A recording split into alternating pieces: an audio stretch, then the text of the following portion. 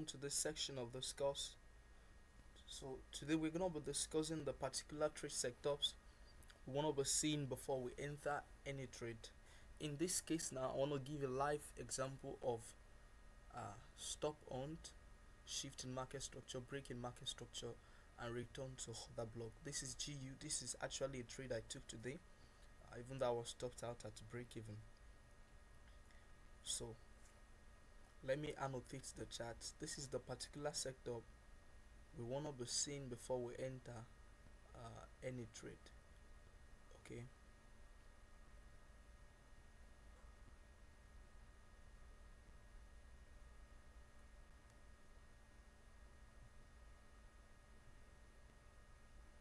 Okay. Of course, you must understand that this is just pure technicals. I've not even checked any fundamental, just pure technicals. So this is just for the purpose of explaining the setups we want to be seeing before entering trades.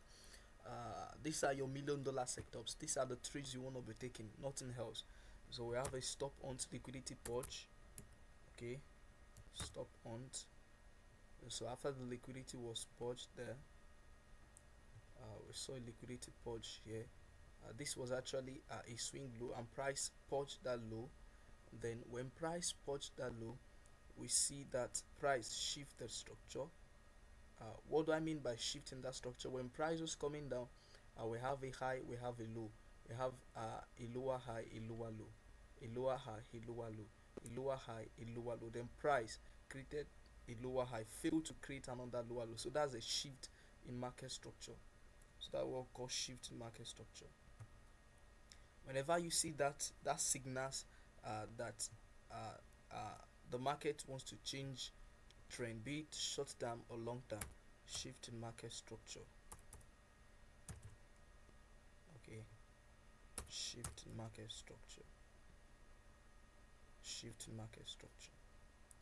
Then whenever there is a shift in market structure, we want to see that shift in market structure, the last down close candle, which is a bearish OB, as you will later understand in other videos. This is the last down close candle. This is the sponsor candle that was responsible for major market breaking structure. You see, this is also a swing high, which is the last lower high price created. So then price broke that structure there.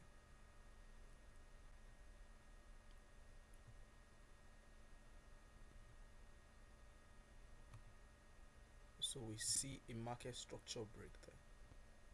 Okay,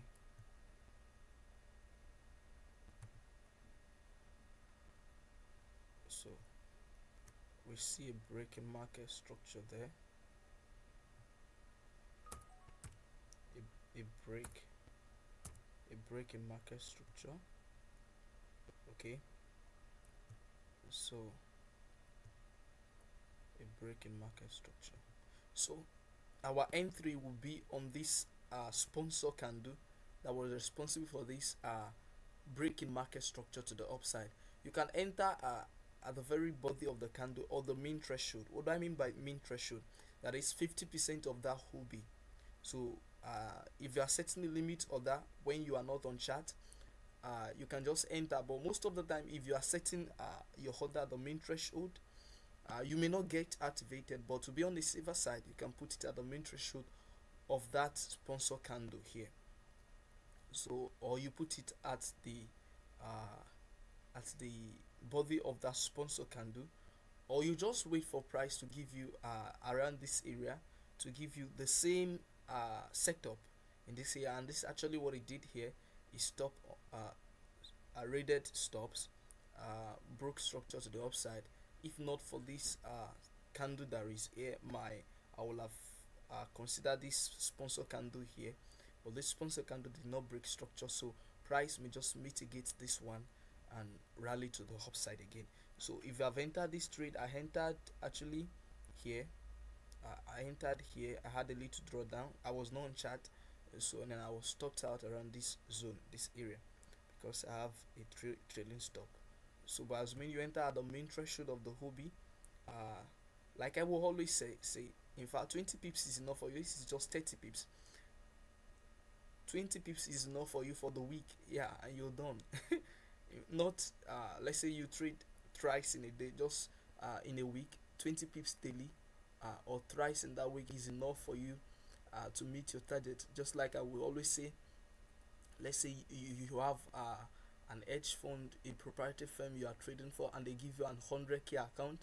If you successfully catch 20 pips thrice in a week, that's enough to give you a good return on those capital you're giving, and you make your own profit. It's as easy as that. You don't need to haul in big moves. Of course, I will teach you how to swing trade when you place your trade, and how to trade your stop without getting stopped out abruptly.